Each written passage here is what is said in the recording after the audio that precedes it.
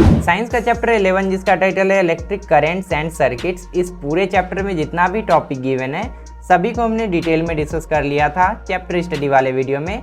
अगर आपने उस वीडियो को नहीं देखा है तो आप साइंस वाले प्लेलिस्ट में जाकर देख सकते हो। आज हम लोग इसी चैप्टर का क्वेश्चन नंबर ए, बी और सी डिटेल में डिस्कस करने वाले हैं और डिस्कशन के बाद आपको सारा क्वेश्चन ऑटोमेटिकली याद हो जाएगा और किसी क्वेश्चन को रटना नहीं पड़ेगा। तो आप इस वीडियो को पूरा देखते रहो। इससे पहले मैंने अभी तक जितना भी वीडियो बनाया है डीएवी पब्लिक स्कूल के बच्चों के लिए सभी आपको subject wise class wise playlist में मिल जाएंगे, तो आप वहां से जाके उन वीडियोस को कभी भी देख सकते हो। आप उनको जाकर देखना और अगर आपको वो हेल्पफुल लगते हैं तो आप चैनल को भी सब्सक्राइब कर लेना, क्योंकि इस चैनल पर डेली नए नए वीडियोज़ आते रहते हैं आप ही के जैसे डीएवी पब्लिक स्कूल के बच्चों के लिए।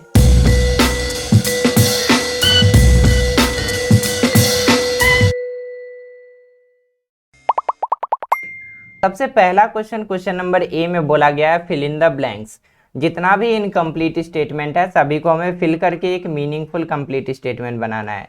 सबसे पहले बोला गया है the thin coiled wire that gives light when heated up is known as the dash of electric bulb.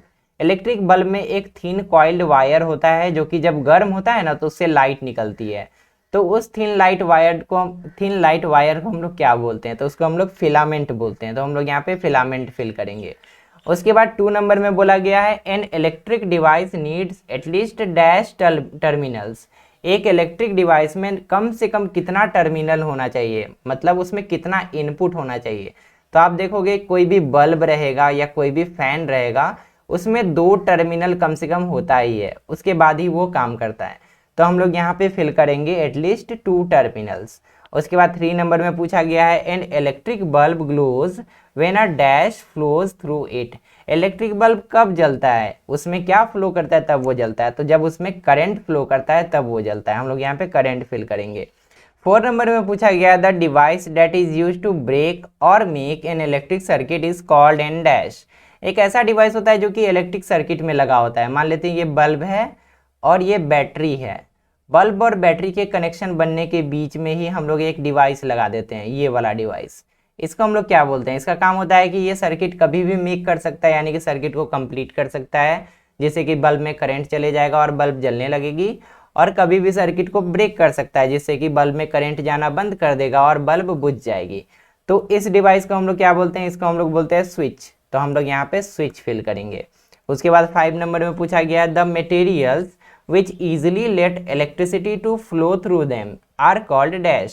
एक ऐसा मटेरियल होता है जिससे होकर इलेक्ट्रिसिटी आसानी से क्रॉस कर सकती है।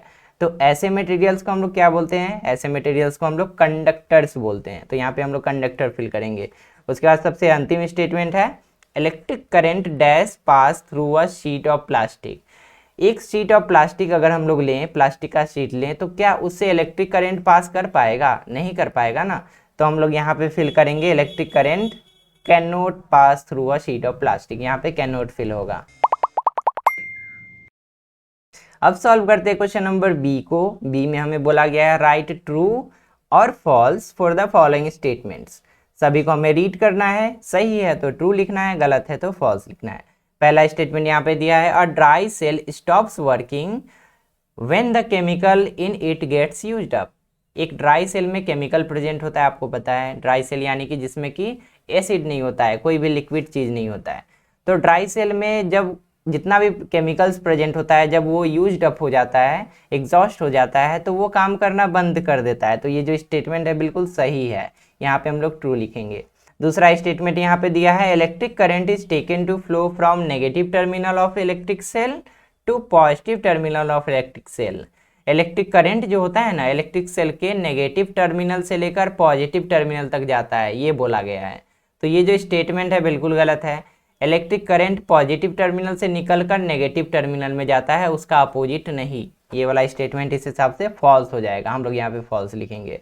स्टेटमेंट नंबर 3 में दिया है we need to complete the relevant electric circuit to enable an electric device to work. अगर हमें एक इलेक्ट्रिक डिवाइस को काम करवाना है, उसको वर्क करवाना है, तो हमें सबसे पहले इलेक्ट्रिक सर्किट को कंप्लीट करना पड़ेगा।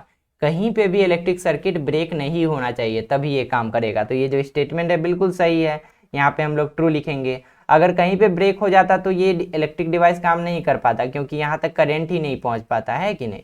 उसके बाद 4 नंबर में दिया है button cells are used in wrist watches. घड़ी में एक सेल लगा होता है, घड़ी का बैटरी आप देखोगे बटन जैसा होता है बिल्कुल। तो ये जो स्टेटमेंट है बिल्कुल सही है, घड़ी में बटन सेल्स यूज होता है, यहाँ पे हम लोग ट्रू लिखेंगे। उसके बाद 5 नंबर में पूछा गया है, 5 नंबर में स्टेटमेंट दिया है we can use polyester thread in place of metal wires to complete an electric circuit. अगर हम लोग तार के जगह पे पॉलिस्टर का थ्रेड, पॉलिस्टर का धागा लगा दे तो क्या काम करेगा, क्या बल्ब जलेगा? तो ये जो स्टेटमेंट है बिल्कुल गलत है, बल्ब नहीं चलेगा। हम लोग यहाँ पे फॉल्स लिख देंगे। ऐसा इसीलिए होगा क्योंकि ये जो पॉलिस्टर है ये इलेक्ट्रिसिटी का बैड कंडक्टर है। अब आते हैं क्वेश्चन नंबर सी पे, जिसमें कि हमें बोला गया है टिक द करेक्ट ऑप्शन। चारों ऑप्शन में जो सही है उसको हमें टिक करना है। बट इसको सॉल्व करने से पहले आप सबसे एक रिक्वेस्ट है कि अगर आपको डीएवी गुरु के वीडियोस हेल्पफुल लगते हैं तो आप इस चैनल को भी सब्सक्राइब कर लेना, क्योंकि इससे हमारी बहुत मदद होती है और हम आपके लिए ऐसे अच्छे अच्छे वीडियोस बना पाते हैं। क्वेश्चन नंबर 1 में पूछा गया है the thin metal wire inside a electric bulb is known as. Bulb के अंदर में एक थिन मेटल का वायर होता है, उसको हम लोग क्या बोलते हैं? इसको तो इसको हम लोग बोलते हैं फिलामेंट। यहाँ पे हम लोग फिलामेंट को टिक करेंगे। उसके बाद 2 नंबर में पूछा गया है when an electric current starts flowing in electric bulb it starts emitting light because. जब हम लोग एक इलेक्ट्रिक बल्ब में करंट फ्लो करवाते हैं तो उसमें से लाइट निकलने लगता है, वो लाइट एमिट करने लगता है। उसका रीज़न क्या है? तो उसका रीज़न ये है कि फिलामेंट जो है उसमें वो गर्म हो जाता है, हीटेड अप हो जाता है, और उसके कारण फिलामेंट लाइट प्रोड्यूस करना शुरू कर देता है, लाइट इमिट करने लगता है, लाइट देने लगता है। तो इसका सही ऑप्शन 3rd में गिवन है। उसके अलावा बाकी जितना भी ऑप्शन है वो सब गलत है। उसके बाद यहाँ पे नेक्स्ट क्वेश्चन, क्वेश्चन नंबर 3 में पूछा गया है the basic electric circuit needs to have. एक बेसिक इलेक्ट्रिक सर्किट में क्या क्या होगा? अगर हम लोग सबसे बेसिक इलेक्ट्रिक सर्किट भी बनाएंगे तो उसमें करंट फ्लो होना चाहिए एक सर्कुलर पाथ में। तो उसके लिए सबसे पहले तो हमें एक सेल चाहिए, उसके बाद कुछ कनेक्टिंग वायर्स चाहिए, और अगर हम लोग कुछ इलेक्ट्रिक डिवाइस लगा देते हैं जैसे कि बल्ब है तो अच्छी बात है, नहीं भी लगाते हैं तो भी करंट फ्लो करेगा। उसके बाद एक स्विच चाहिए, तभी हम लोग का इलेक्ट्रिक सर्किट कंप्लीट होगा। तो ये वाला ऑप्शन हमारा जो डी में है गिवन, इसमें मिनिमम डिवाइसेस का नाम दिया गया है, जैसे कि इलेक्ट्रिक करंट का सोर्स एक चाहिए जो कि बैटरी है हमारा, उसके बाद हमें कंडक्टिंग वायर्स चाहिए, उसके बाद हमें इलेक्ट्रिक स्विच चाहिए। अगर ये तीनों चीज़ मिल जाएगा ना तो करंट फ्लो करने लगेगा एक सर्कुलर पाथ में, उसके बाद इलेक्ट्रिक सर्किट का फॉर्मेशन हो जाएगा। तो यहाँ पे हम लोग ऑप्शन नंबर डी को करेंगे। यहाँ पे जो पहला ऑप्शन था सोर्स ऑफ इलेक्ट्रिक करंट, अगर हम लोग सिर्फ ले ले तो इलेक्ट्रिक सर्किट नहीं बनेगा। अगर सिर्फ वायर हम लोग ले ले तो इलेक्ट्रिक सर्किट नहीं बनेगा। अगर हम लोग सिर्फ एक स्विच ले ले तो इलेक्ट्रिक सर्किट नहीं बनेगा। हमें तीनों चीज़ लेना पड़ेगा, तीनों को कनेक्ट करना पड़ेगा, उसके बाद ही इलेक्ट्रिक सर्किट बनेगा। क्वेश्चन नंबर 4 में पूछा जा रहा है the electric bulb in the circuit shown here would glow when. ये जो इलेक्ट्रिक बल्ब यहाँ पे लगा हुआ है इस सर्किट में वो कब जलेगा, ये हमसे पूछा गया है। और यहाँ पे बहुत सारा ऑप्शन दिया गया है, बोला गया है कि जब दोनों स्विच ऑफ रहेगा तब जलेगा, या जब स्विच 1 ऑफ रहेगा स्विच 2 ऑन रहेगा तब जलेगा, या दोनों ऑन रहेगा तब जलेगा। ऐसा ऐसा करके ऑप्शन दिया है। तो आप ध्यान से देखो, जब तक ये करंट यहाँ से पूरा फ्लो नहीं करेगा इस बल्ब के थ्रू तब तक तो बल्ब नहीं जलेगा। तो इसके लिए हमें स्विच 1 को भी ऑन रखना पड़ेगा और स्विच 2 को भी ऑन रखना पड़ेगा, तभी ये सर्किट कंप्लीट होगा और बल्ब जलेगा। तो ऐसा ऑप्शन यहाँ पे डी नंबर में दिया गया है। Both switches 1 and 2 are in their on position. जब दोनों ऑन पोजिशन पे होगा ना तभी ये सर्किट कंप्लीट होगा और उसी केस में बल्ब जलेगा।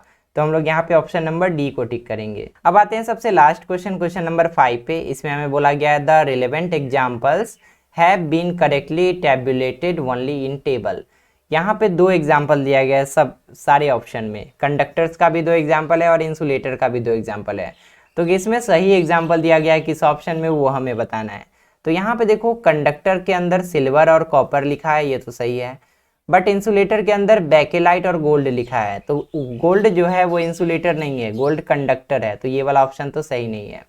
उसके बाद अगर हम लोग इसको देखें तो इसमें कंडक्टर में बेकेलाइट को लिख दिया है, तो बेकेलाइट इंसुलेटर है, कंडक्टर नहीं है, तो ये वाला ऑप्शन तो ऐसे ही गलत हो गया। अगर हम लोग इसमें देखें तो गोल्ड जो है कंडक्टर है बट प्लास्टिक जो है वो इंसुलेटर है, तो ये वाला ऑप्शन भी गलत हो गया। उसके बाद अगर हम लोग इसमें देखें तो इसमें सही सही सब लिखा है, गोल्ड और सिल्वर जो है वो कंडक्टर है और बेकेलाइट और प्लास्टिक जो है वो इंसुलेटर है, तो इसीलिए ये वाला टेबल सही है, इसीलिए हम लोग इसको टिक कर देंगे। तो यहाँ तक हमने चैप्टर 11 के क्वेश्चन नंबर ए, बी और सी तीनों को डिटेल में डिस्कस कर लिया। इसके बाद जो क्वेश्चन नंबर डी और ई बचता है ना, उसको हम लोग एक सेपरेट वीडियो में डिस्कस कर लेंगे। यहाँ तक अभी मैंने जितना भी क्वेश्चन एक्सप्लेन किया, अगर आप उसका PDF डाउनलोड करना चाहते हो तो उसके लिए आप हमारे वेबसाइट davguru.in पे जा सकते हो। यहाँ पे बस आपको चैप्टर का नाम सर्च करना होगा, उसके बाद जो भी PDF अवेलेबल होगा उसको डाउनलोड करने का लिंक आपको वहाँ पे मिल जाएगा। अगर आप मुझसे कोई भी डाउट डायरेक्टली पूछना चाहते हो तो उसके लिए आप मुझे फेसबुक, इंस्टाग्राम या टेलीग्राम पे कांटेक्ट कर सकते हो। सभी का लिंक मैंने डिस्क्रिप्शन में डाल दिया है, तो उसको भी एक बार जरूर चेकआउट करना। आई होप ये वीडियो आपके लिए हेल्पफुल रहा होगा। वीडियो अगर अच्छा लगा तो इस वीडियो को लाइक करना, चैनल को सब्सक्राइब करना और इस वीडियो को अपने क्लासमेट के साथ जरूर शेयर करना। तो मिलते हैं अगली वीडियो में एक नए टॉपिक के साथ। तब तक के लिए अपना ध्यान रखो और अच्छे से पढ़ाई करते रहो।